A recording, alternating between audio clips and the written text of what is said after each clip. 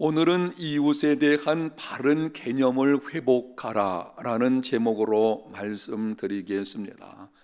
금년도 우리 교회 표어는 하나님을 경외하고 자신에게 정직하며 이웃을 사랑하라입니다.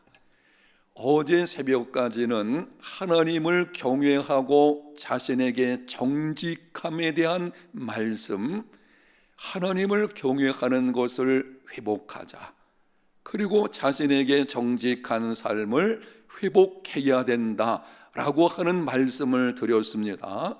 오늘부터는 이웃을 사랑하는 삶의 회복과 관련해서 말씀드리겠습니다. 이웃을 사랑하는 삶이 되려고 할 때에 가장 먼저 회복할 것은 이웃에 대한 바른 개념을 갖는 것입니다. 내 이웃이 누구인지를 바르게 알아야 이웃 사랑을 실천할 수 있습니다. 오늘 본문 앞부분에 보게 되면은 한 번은 어떤 율법사가 예수님을 시험하여 말했습니다. 선생님, 내가 무엇을 하여야 영생을 얻겠습니까? 예수님께서 말씀하셨습니다. 율법에 무엇이라고 기록되었으며 내가 어떻게 읽느냐? 율법사가 대답하기를 내 마음을 다하며 목숨을 다하며 힘을 다하여 뜻을 다하며 주 너의 하나님을 사랑하고 또한 내 이웃을 내 자신같이 사랑하라 하였나이다.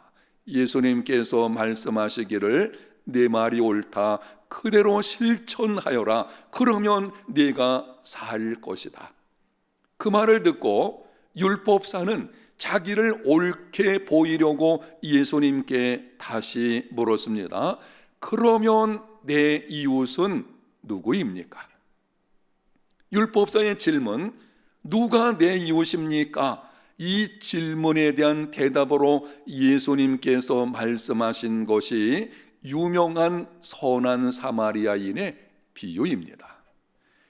이 비유는 여러분들이 잘 알고 계시기 때문에 다시 들을 필요가 없으시겠지만 오늘 새벽에는 제가 다시 한번 말씀을 드릴 때에 여러분이 들으시면서 이웃이 누구인지 생각하면서 한번 들으시면 좋겠습니다.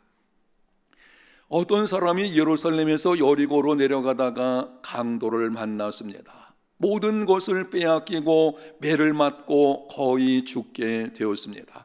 한 제사장이 지나가다가 강도 만난 자를 보고 피하여 지나가 버렸습니다. 잠시 후에 어떤 레위인도 그를 보고는 피하여 가버렸습니다. 그런데 어떤 사마리아 사람은 여행하는 중에 그를 보고 불쌍히 여겨서 가까이 다가갔습니다. 기름과 포도주를 그 상처에 붓고 싸매어 주었습니다. 자기 짐승에 태워 주막으로 데려가 돌보아 주었습니다. 이튿날 사마리아인은 여행을 계속하여야 하기에 주막 주인에게 2 데나리온을 주며 치료를 부탁했습니다.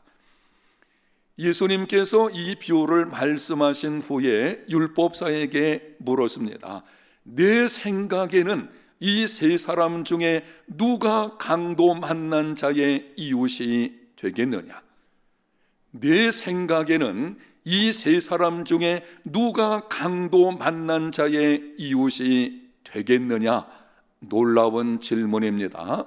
율법사는 내 이웃이 누굽니까? 라고 물었습니다. 그런데 예수님은 누가 강도 만난 자의 이웃이 되겠느냐? 라고 물으셨습니다.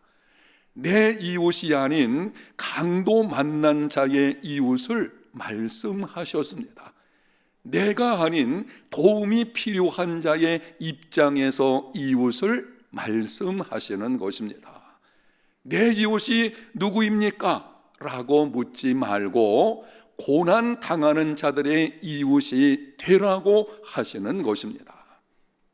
당시 유대인들은 자기 가족, 친척, 자기 민족까지만을 이웃으로 여겼습니다.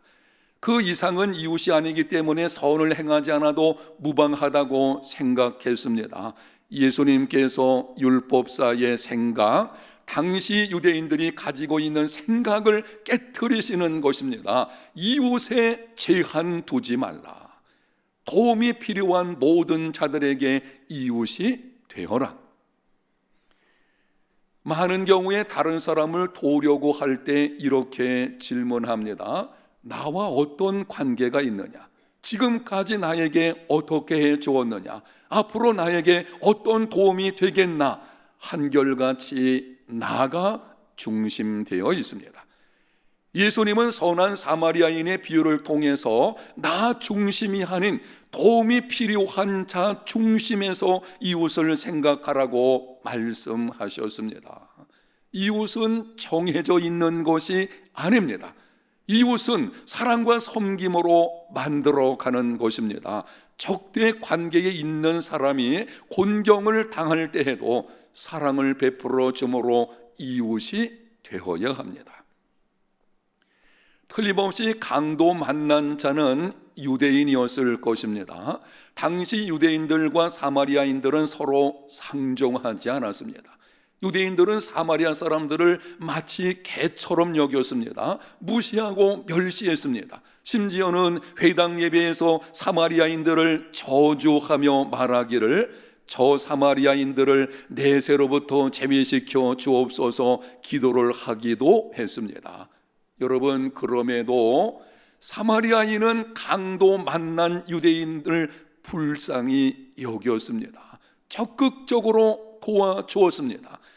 자신과 자기 민족을 그렇게 멸시하는 사람들이었지만 적극적으로 선을 베풀어 주었습니다. 어떻게 그럴 수 있습니까? 강도 만난 자를 다만 긍휼의 대상으로 보았기 때문입니다. 곤경 중에 있는 사람, 도움이 필요한 사람, 심지어 나를 대적하는 사람에게도 선을 베풀어서 이웃이 되는 삶이 되려면 사람을 다만 긍휼의 대상으로 보아야 합니다. 다른 사람의 곤경을 이용하거나 토론의 대상으로 삼지 마십시오. 요한복음 9장에 보게 되면은 한 번은 예수님께서 길을 가실 때에 날 때부터 소경된 자를 보았습니다.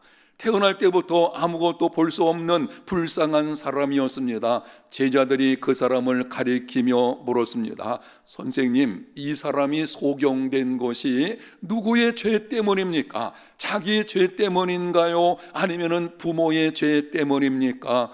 당시 유대인들은 모든 불행을 죄의 결과라고 생각했습니다. 제자들도 동일한 생각으로 질문하는 것입니다. 그때 예수님께서 이렇게 말씀하셨습니다. 요한복음 9장 3절입니다. 이 사람이나 그 부모의 죄로 인한 것이 아니라 그에게서 하나님이 하시는 일을 나타내고자 하심이라. 고난의 관점에서 보지 말고 하나님의 관점에서 보라는 것입니다. 사람들의 눈에는 쓸모없는 것처럼 보여도 하나님께는 쓸모가 있고, 사람들의 판단으로는 실패한 것처럼 보여도 하나님은 그 실패를 통해 귀중한 일을 이루어 가신다는 것입니다. 제자들에게 일침을 가하시는 것입니다. 너희들이 지금 누구의 죄 때문인지 토론을 하려 하는데 다른 사람의 곤경을 토론의 대상으로 삼지 말아라. 오늘날에도 곤경 중에 있는 사람을 토론의 대상으로 삼으려고 하는 사람들이 있습니다. 무슨 죄 때문인가? 무엇이 문제인가? 누구의 죄 때문인가? 어떻게 했으면 저 지경까지 되었는가?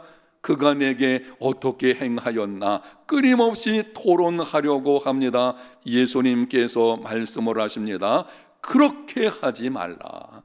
다른 사람의 곤경을 토론의 대상으로 삼아서는 안 된다. 다른 사람의 곤경은 토론의 대상이 아니고 긍휼의 대상입니다. 오늘 본문에서 사마리아 사람은 강도 만난 자가 누구인지, 어떤 신분의 사람인지, 자신과 어떤 연관이 있는지, 그 사람이 무엇 때문에 그렇게 곤경을 만나게 되었는지 따지지 않았습니다. 그저 불쌍히 여기는 마음으로 도와주었습니다. 긍휼은 대상을 따지지 않습니다. 나에게 사랑을 베푼 사람이건 나와 상관없는 사람이건 심지어 나의 원수라고 할지라도 불쌍히 여기고 도와주는 것이 긍휼입니다. 고난당하는 사람을 볼 때에 정죄와 논쟁의 대상으로 삼지 마십시오. 다만 긍휼의 대상으로 삼고 선을 베푸십시오. 그것이 이웃에 대한 바른 개념으로 행하는 것입니다. 유명한 성경 강해자인 위어스비 목사님이 이렇게 말을 했습니다.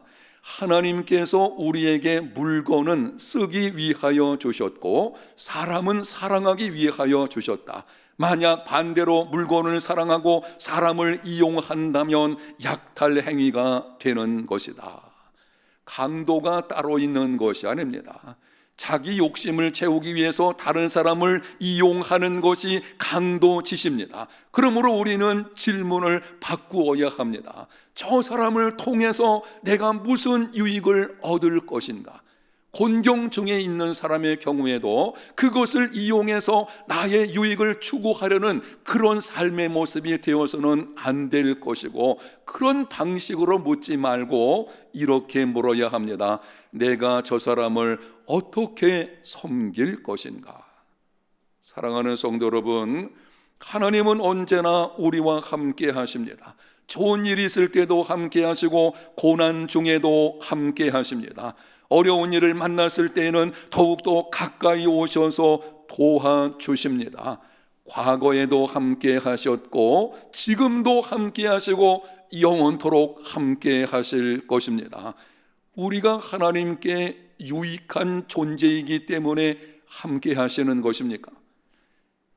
하나님께서 우리의 어떤 도움이 필요하시기 때문에 그래서 우리와 함께 하시는 것입니까? 결코 그렇지 않습니다. 실상 우리는 하나님을 근심케만 하는 자들입니다. 그럼에도 하나님은 우리를 기뻐하시고 언제나 함께 하십니다. 하나님의 사랑과 긍휼 때문입니다. 다만 우리를 하나님께서는 사랑의 대상으로, 긍휼의 대상으로 삼으셨기 때문입니다. 하나님께서 우리에게 하신 것처럼 다른 사람에게 해야 합니다. 이웃에 대한 바른 개념을 회복하고 그에 걸맞은 삶이 다 되시기를 예수님 이름으로 축복합니다.